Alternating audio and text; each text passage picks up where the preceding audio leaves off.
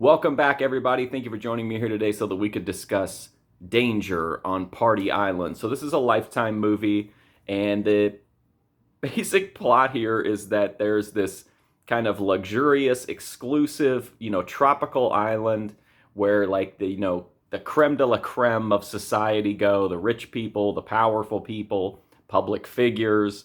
It sound familiar.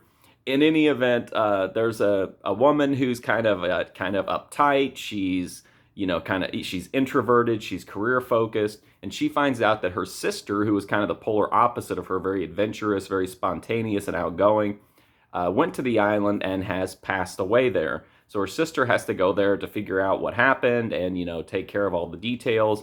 And when she gets there, she realizes that situation could be even weirder than she expected. She ends up getting more questions than answers, and she's just trying to get to the bottom of what happened to her sister. So I actually thought this could have been a really interesting Lifetime movie. I was drawn to it by the idea of this weird exclusive island, kind of a little bit of rip from the headlines maybe.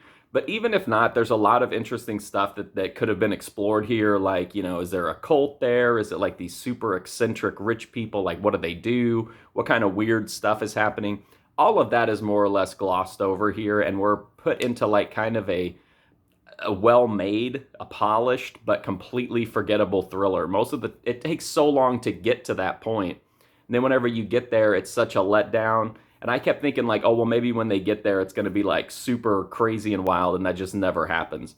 But I don't want to say this is a bad movie per se, because it is, it does have good production values. The acting is fine. Everything's very subdued, which I guess I didn't care for, but I know some people like the more grounded Lifetime thrillers.